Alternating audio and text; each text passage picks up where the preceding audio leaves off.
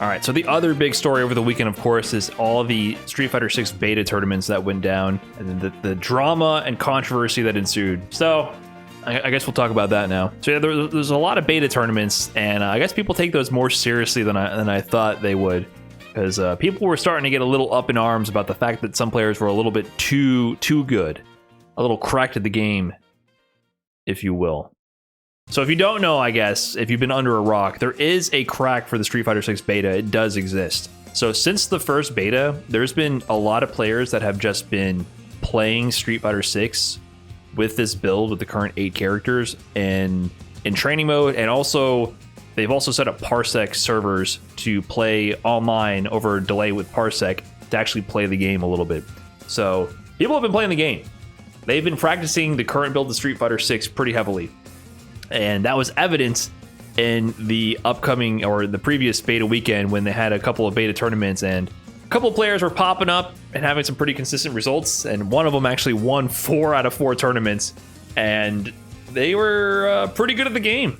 They were pretty good at the game. And you could tell a little bit when you were playing in the beta, you would run into some people and you would go, oh, you're a little seasoned at this, aren't you?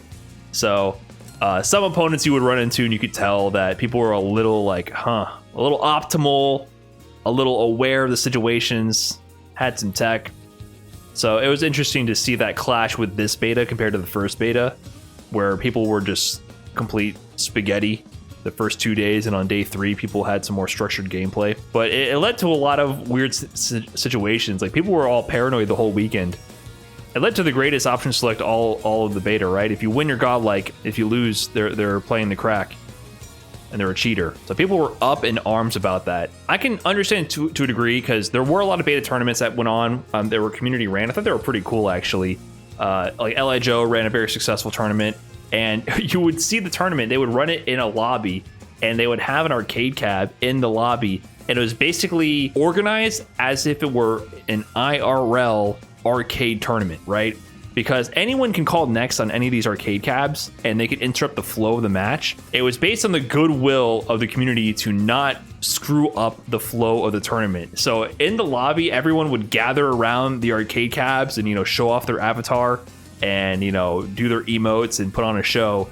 But only the players that were actually next in the bracket and going to be on stream actually sat down on the stream arcade cab. So yeah, it was self-governed, right? So there was actual respect from the people in the beta to not just go in there and be a bad actor and mess up what was going down. And it must have been a little bit confusing to people who didn't know what was going on, who might have just been in that lobby to see all the action.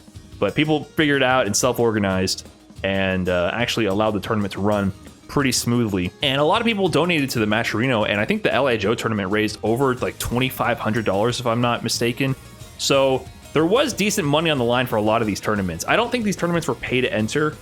So a lot of people were debating the ethics of playing the Street Fighter 6 crack and then entering these tournaments.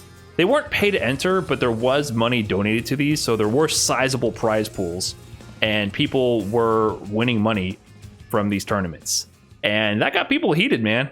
I was actually surprised to see how upset people got about people who had the crack and had more experience entering these beta tournaments. I can understand to a degree that it's not as fun to feel like you're at a disadvantage to someone because you don't have the same amount of time as they do in the game. When you're playing a new fighting game, some of the most fun you can have is learning the game together. When everyone is starting from a fresh slate and you're all figuring things out very quick together, it's very fun, and it's a very rapidly evolving environment, and things change very quickly, and you're learning together. So it's very fun to enjoy that moment, and it can be a little bit spoiled if you play against someone who's been on the down low playing the game for months. Then you have to match with them. You have no chance to beat them. They're very fresh. You're testing things out, right? So I can understand it not being as fun to a degree. Like, that can sour the experience somewhat. But as far as the tournaments and berating them or calling them unethical, it's like, I don't think it's that serious personally. I don't think it's that serious, because to me, it's a beta. It's a beta. We're still in a beta. Like, none of this will matter in a year. And we've seen this before. This is not the first time this has happened. In Street Fighter V, the same shit happened. People had early access to the game, And I don't know if they cracked the beta of the game, but they definitely had early access to the game. Also, many players from California did the same exact thing where people had early access. And you know what? A year down the line, shit just settles down.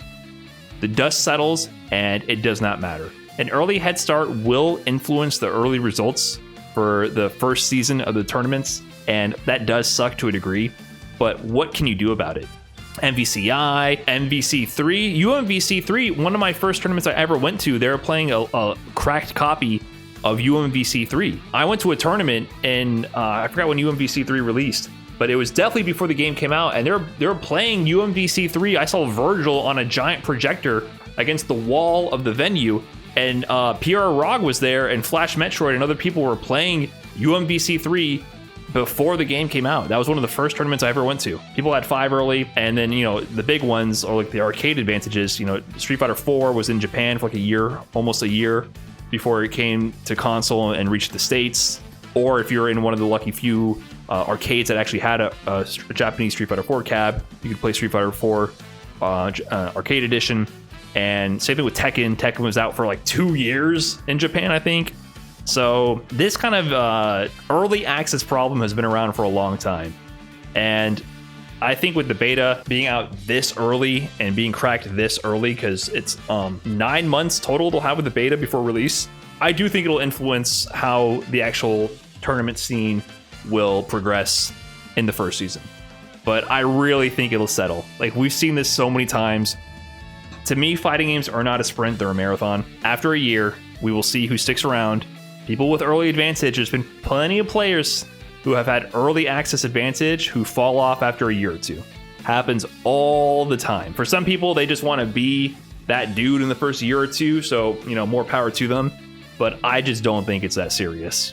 I think we'll all be okay. And if anything, it just serves to progress the meta even faster, because it's a lot easier to duplicate somebody's tech than it is to come up with it yourselves. So to me, what I think is like, oh, I play somebody who's really good at the game, I can just see what they're doing and X-copy it and learn the game that much faster. So I don't think it's that big of a deal, especially if they're within our own scene. If somebody in your scene who you have access to view their gameplay and play against gets the game early, you can, by osmosis, learn a lot from them. So I don't think it's that big of a deal. I can see why people are complaining about the money situation to a degree, but the tournaments were free to enter. People donated to the Matcherino just out of hype. So this was not like you were risking your money to win tournament. It was just hype from the audience donating to it. So if anything, you could argue that the cracked players playing the game really well got the audience hyped up and encouraged them to donate more. I'm 50-50 on it. I can see arguments for why people think it would be unethical to enter tournaments early on, but the thing is, how are you going to prove who has the beta or not, right? It just leads to paranoia. If somebody does too good, what do you say to the TO? Get him out of here. His combo was a little bit too optimal. Is it by number of hits in your combo? If you react to DI with a certain threshold, you get eliminated from the tournament. Like, what are you going to do? How are you going to prove who was practicing on a cracked version or not? To me, it's a beta tournament. It's not that serious. There's no way, we have known that the crack is out. There's no way to verify who has been using the crack or not. And it's a beta tournament, and a game that's not even released, without a fee to enter. So you've already opened the can of worms. Just let it happen. Like, who cares? It really does not matter, is what I think. And we've also seen this situation. I think J.M. Crofts in the chat brought it up. The NRS tester situation. Was that for... Yeah, it was Injustice, wasn't it? I think it was Injustice 1, where a lot of prominent members of the community were testers for that game, including, I think, Arturo and a bunch of people from the NRS scene. It was for Injustice 1, and they worked on the game for a long time, testing that game. And after the game released, these testers were winning all the tournaments for almost a year. People were pissed. Yeah, ban the testers became a big mantra. And people were very annoyed that these group of players that had early access to the game by literally working on it before it was released were doing so well. And that was a big drama in the community for those years. And I would normally say it doesn't matter in 2 years' time, but I guess with an NRS game, you only have 2 years, so I can understand being a little bit more pissed. So usually with Street Fighter games, I don't care because Street Fighter games are a marathon. Yeah, NRS games, you don't have time for that. Ban the testers. You ain't got time.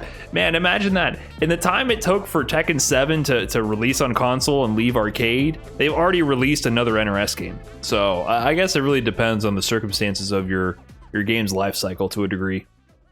That's why I usually prefer longer lifespans for fighting games. I much prefer letting them marinate for a long time. I really enjoy the modern Street Fighter life cycle with Street Fighter 4 and 5 taking this many years. I actually think that's a really good length for a fighting game to last. Let it marinate, give it some patches here and there, update it, add new things, add new characters, and let the community iron it out over a long period of time.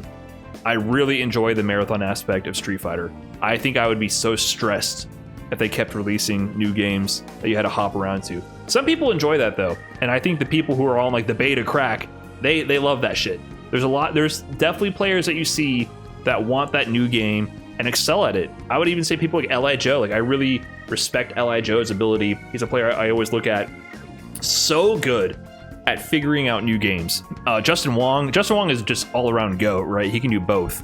But there's some players that are just so good at picking up new games, and they look forward to that. Like that's what they want to do. They want to get good quick. They want to understand the new system, shoot for the top, and then move on to the next one. And I'm not like that. I'm definitely a slow burner kind of player, and I prefer the marathon because it's what I'm better at. I'm better at learning over time. I'm trying to work on that quicker adaptation to new games skill with other fighting games now. So I really respect players who can do that. But I'm happy to see that Street Fighter has been traditionally or in the modern era a game that allows you to develop the meta over a long period of time, so that I don't have to worry about people having a beta crack early. Like it doesn't bother me. It's kind of a buzzkill when you play people because it's not as fun. I think it's a lot more fun when everyone starts on equal footing. But it's not serious. It's not a question of ethics to me. It's not like something to get up in arms about. I just do think it spoils some of the fun for some people when you're trying to do random lobbies and everyone should be on day 3 of the game and someone else is on day, 150. So, big drama with that, and we'll forget about it in due time. Until the first Street Fighter 6 major. People will be eyeing these first couple of tournaments results very carefully. It'll be interesting to see how it plays out in the first couple months of Street Fighter 6's release. Will it matter at all? Maybe. Actually, maybe a lot. We'll see. Like I said, it's played out in every game so far. We saw it in Street Fighter 5 as well. Don't think for a second that people who are popping off in Street Fighter 5 in Season 1 were not playing that game early, because a lot of them were. So, ain't nothing new there.